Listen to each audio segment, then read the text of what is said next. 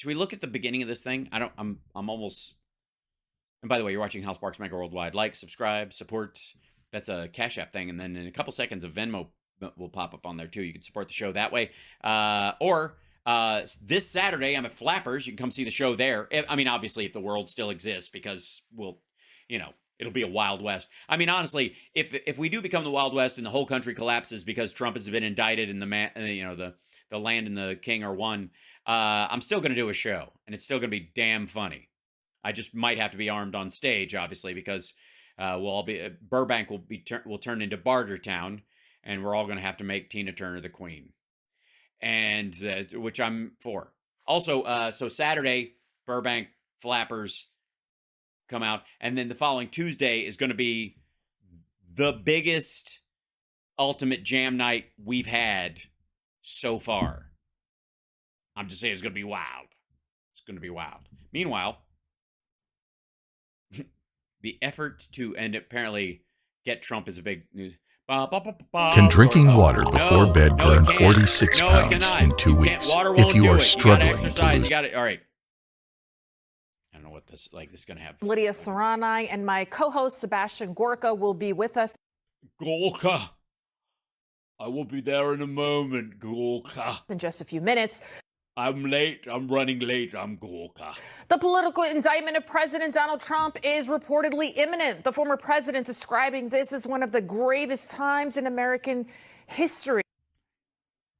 Well, he's also the guy who described the AIDS crisis as his own personal Vietnam after not going to Vietnam.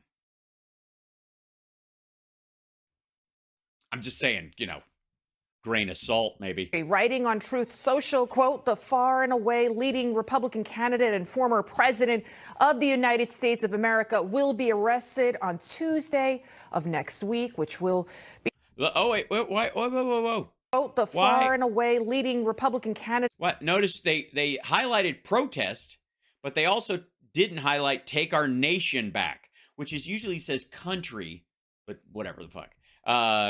She didn't want to read that out loud. Protest! Take our country back. Take our nation back. He's asking people to attack their fellow Americans and our civil servants on his behalf. And former president of the United States of America will be arrested on Tuesday of... I'm sorry, I just going to enjoy hearing that, I think. Give me a moment. Next week, which will be just in a few days. The person bringing the case is clearly black. I don't know why they call him Alvin Black, and he's racist because he doesn't like orange people. Because he keeps saying the DAs are racist against him because black people are in these positions. In some ways, does it seem like he just thinks he can crime more when he thinks the DA is black or something? Like it's... Funded Alvin Bragg, the Manhattan district attorney. All of this stems from a 49 years old. So what does he know? Huh? 2016 hush money payment to adult film star Stormy Daniels. Daniels received a 100... By the way, Newsmax, excellent choice of photographs of her. Doesn't do much for Trump's horse face attack. She looks quite lovely. It's a good picture. She's a lovely blonde lady aging very well, I would like to say. It's a good shot. Now we'll see what picture they use of Trump. $30,000 payout after she threatened to sell her story of an alleged affair with Trump to the National Enquirer. A deal with... Little did she know he was friends with the owner of the Enquirer, or the CEO, whose name should forever be attached to this story, and this story should never be told without bringing him up. His name was, ladies and gentlemen, David Pecker. The guy's name was David Pecker. David Pecker. Yes. The guy that she was going to sell the story of the affair to, but was friends with Trump, that protected him and called him and said, hey, it's Pecker. Which Pecker? Yours. You're in trouble. Yes. David Pecker. Then brokered between Daniels and former Trump attorney Michael Cohen. But yeah, but they didn't do it between themselves. There was obviously someone else. Oh, yes, David Pecker was involved. Cohen was later reimbursed by Donald Trump. Cohen is now a convicted felon who served time for perjury. On behalf of Donald Trump. Tax yes, he perjured himself to protect Trump. Evasion and campaign finance violations. Bragg is now yes, this one that he participated in. Attempting to indict the former president over for his part in this scheme. How that reimbursement to Cohen went about. Even the New York Times calling this a, quote, novel legal theory. In part, the Times writes, quote, in New York, falsifying business records can amount to a crime, albeit a misdemeanor. To elevate the crime to a felony charge, Mr. Bragg's prosecutors must show that Mr. Trump's intent to defraud included an intent to commit or conceal a second crime. Yeah, I think they got that covered. I think. Yeah, because he attacked her to hide it. Hold on, I'm gonna sneeze. Excuse me. Bless your. In this case, that second crime could be a violation of New York State election law. Could be. While hush money is not inherently illegal, yes, we know. Otherwise, he would have been busted for it, what, 6 times before? Prosecutors could argue that the $130,000 payout effectively became an improper donation to Mr. Trump's campaign under the theory that it benefited his candidacy which it did. Because it silenced Miss Daniels. Now, right. So that he could sway right-wing, conservative, religious-minded voters, Christians, who apparently, little did he know, he didn't even have to do that. They were going to go willingly. They were eating out of his fucking hand, no matter how gross it was. This would be an unprecedented move. Even New York Times writer and CNN contributor and Trump critic Maggie Haberman seemed perplexed. Yeah, she's perplexed. Yeah, and Maggie Haberman was quoted as like, do you realize how many fucking crimes I've seen this asshole commit and you're going after him for that one? Call me. By all of this. Take a listen. By the way, and thank you, Blue Karma. Hal, you are the best. I don't even care if you plagiarize my comments. All right, well, I won't. I'll give you full credit, Blue Karma. Crimes. Thank you, Twisted Coconut. And then Tina Rugg, thank you. We're entering uncharted territory here. Yeah. I mean, I think it's important to note about this. Yeah, that was true when he got elected. Case. When he ran. As Kara said, this is a misdemeanor that they're trying to push up to a felony. Which is a really kind of exotic. It's an exotic yes. case. And a judge could decide, no, we're going to knock it back to a misdemeanor. Right. And they probably will. And he'll pay a fine. But the judge, to knock it back to a misdemeanor, will require that he admit to it as part of a plea, unless they have one of those, I guess, Law and Order moments. Clung, clung. Exotic case. Interesting there. And a judge could knock it back down to a misdemeanor. We're going to... Well, the choice of words is interesting because I'm fairly certain at some point Stormy Daniels worked as an exotic dancer. So... sorry. Dive into all of this, but first, let's head over to Trump Tower in New York City. That's where Newsmax correspondent Sarah Williamson is there live. Who might be AI generated. We don't know. Live for us now, Sarah. Reportedly, the NYPD is actually beefing up their security in anticipation of Trump's arrest. And you were ejected from the building. What are you hearing and seeing out there?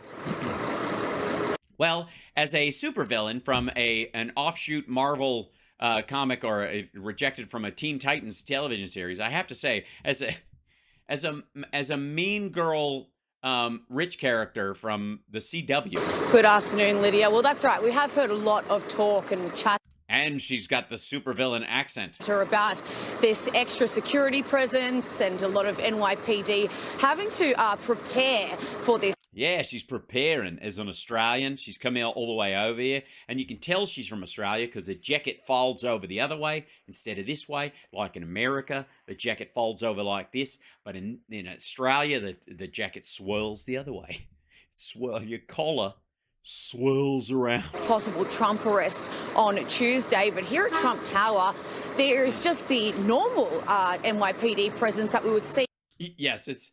that they always use to keep maggots from coming inside and trying to touch the feet of the Trump statue or some shit. On any other day. This is a tourist destination, and of course, Trump Tower. Yeah, it's MAGA Mecca. Belongs to a former president, so of course we are going to see an NYPD presence here.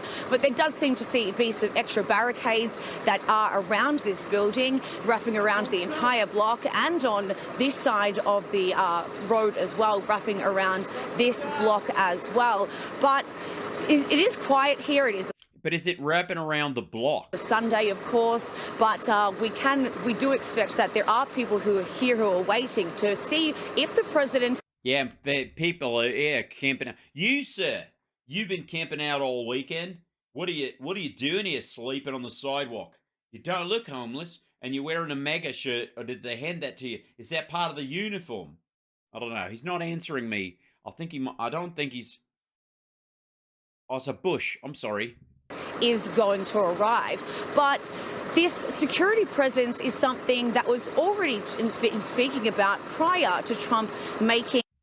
It's already in speaking about, sure. That announcement on Tuesday. On Don't you make your brown spider pucker? Is that what it is, Flang Doodle? Friday, there were reports of Manhattan District Attorney Alvin Bragg talking with the NYPD and other law enforcement agencies on a city, state and federal level about how to best prepare for a possible Trump indictment.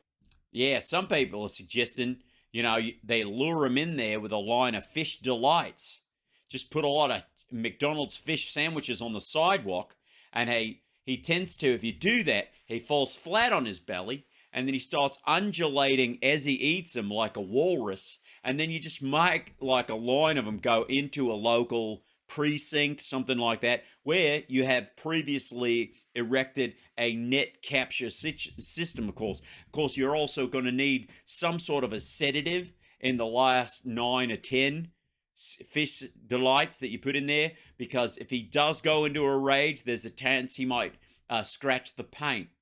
There has also been reports coming out today about the district attorney speaking about with the courts and with the NYPD on how best to ensure that his office and his staff are best protected in case of possible threats come an arrest next week. Now,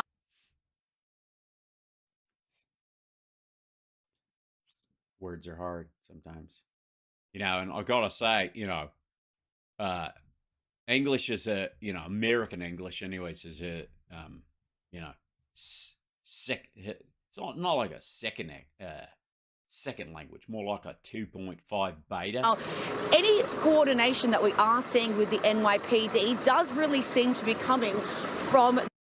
Damn it, Newsmax will not spring for hairspray for their female correspondents, or even their long-haired male correspondents. This is why I turned down the job. The Manhattan District Attorney's office. The Manhattan. There is no real extra presence here on the streets at the moment. We did hear from the National Security Council spoke. Okay, the hair stuck on her eyelash is stuck there, and it's moving up and down. It's driving me a bit crazy. I'm trying to hold it together. We'll do what we can. I feel bad. I want to say to all of our Australian viewers out there, don't judge my accent right now. I'm doing it for comedy. But also, don't judge her. We're not blaming you for John Kirby today that he is not aware of any extra. Now you can't take your eyes off it, can you? You can't stop looking at the hair on the eyelash going up and down, can you? It's just totally riveting. Security being beefed up in the White House. It's like Morse code. She's telling QAnons. Do we have some QAnons in the crowd that can write down the Morse code from her haircut and her eyelash? In preparation for this arrest next week. At the moment, this really does come from the district attorney. It's not going to go. You've got false eyelashes on. It's not going to, trust me, I know. It's not going to come loose on its own. You cannot flip it like that. You've got to do one solid hand swipe to the forehead right here, this way diagonally down to the cheekbone, and hold it there for a split second. Turn your head away from the wind. You'll be okay. But this is not, I don't know why. Do I have to give a class? As he is the one that has pressed these charges on the former president, Lydia. pressed these charges on the former president. Are we branding him? Are they going to make him wear a sign that says rapine around his neck and walk around in shame? You sit in the box for 2 minutes and you feel shame. Thank you so much, Sarah. I know you'll be watching all the latest developments. Now, to help us with your ice blue eyes that are driving us all mad, I tell you, mad. try and make sense of all of this, let's bring in former Attorney General Pam Bondi. Oh, okay. Well, I see. It was a rope-a-dope. Welcome to this special coverage. Can you... Pam, you've been engaged in enough criminality that you can't go outside without wearing a cross to kind of protect yourself and create an illusion of being a normal person. What kind of trouble is Trump finding himself in? Thanks, Lydia. We were hearing earlier Maggie Haberman, and she was saying that a judge could actually take... By the way, I'm sorry, we got a call coming in from Alan Dershowitz. He's asking if you could unblur your background so that people could see his new book, Get Trump. This case, and instead of making... And Mike Lindell is in the back room going, my book as well. ...it a felony, knock it down to a misdemeanor. And I have another two-part question. If this is a case from 2016, isn't there a statute of limitations here? Yeah, obviously we know he's guilty, but can he get off on a technicality? That thing's 90 minutes long. There's no fucking way we're going to do the whole thing. But there's a lot of stupid going on.